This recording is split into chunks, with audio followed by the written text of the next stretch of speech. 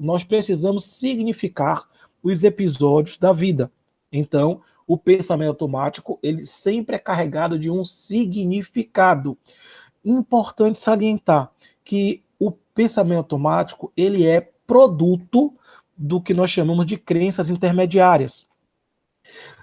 O que seriam essas crenças intermediárias? Crenças intermediárias são regras, atitudes ou suposições. Neste caso, a crença intermediária, ela opera pela perspectiva da afirmativa do tipo se e então.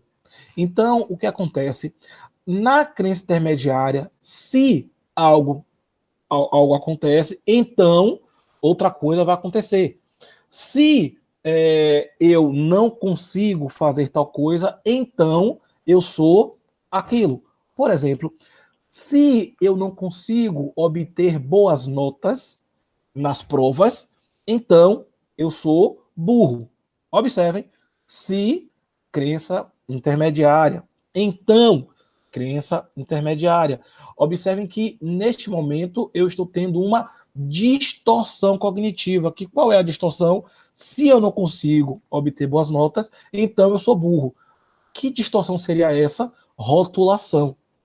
Rotulação de que eu sou burro, certo? Então, observe, as crenças intermediárias, elas produzem esses pensamentos automáticos. Lembrando que esse pensamento automático, ele está galgado, certo? Pela significação do fenômeno. Logo, não conseguir tirar boas notas significa que eu sou burro, que eu sou incompetente, certo? Que eu não consigo. Então, é muito importante entender isso, porque muitos autores apresentam, certo, a crença intermediária como uma crença inflexível e que ocorre de forma imperativa, certo?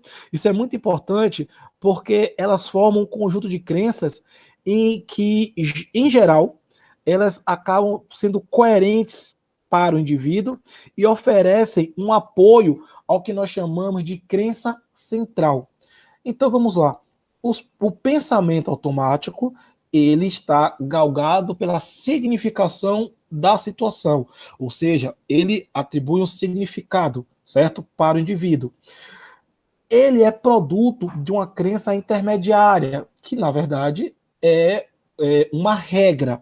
Significa dizer que sempre que eu interpretar um fenômeno desse jeito, ele estará galgado nessa associação, nessa proporção. Se e então. E essa crença intermediária, certo? Ela é fundamentada a nível de coerência pela crença central, certo?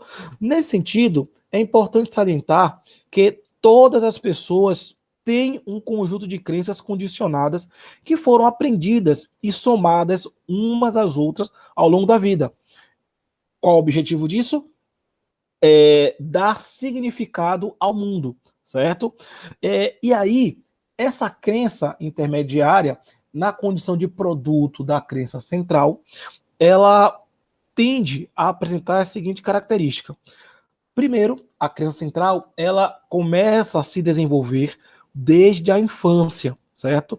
E se desenvolve através das interações dos indivíduos com as outras pessoas que carregam caráter significativo nas suas vidas, certo? E por vivências de muitas situações que fortalecem essa ideia. Pessoas significativas, pai, mãe, certo? Irmãos, avós, tios, a pró do ensino fundamental, os coleguinhas do ensino fundamental, certo? Essas são as figuras que contribuem para o desenvolvimento, certo? Dessa crença central.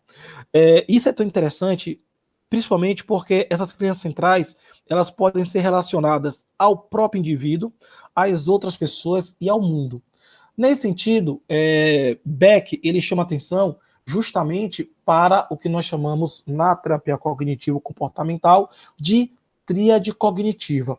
Essa tríade cognitiva, ela carrega uma característica que permite que eu perceba e entenda, certo?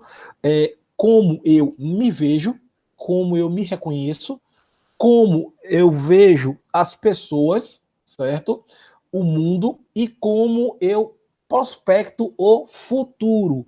Então, essa tríade cognitiva, ela se dá com base nessa construção e desenvolvimento da crença central, que leva a um condicionamento, certo, de entendimento dos fenômenos através da crença intermediária. E aí é sempre interessante lembrar dessa construção semântica do se e então, e essa crença intermediária, por sua vez, gera, neste caso, esse pensamento automático que tem como principal característica atribuir significado aos episódios da vida, certo?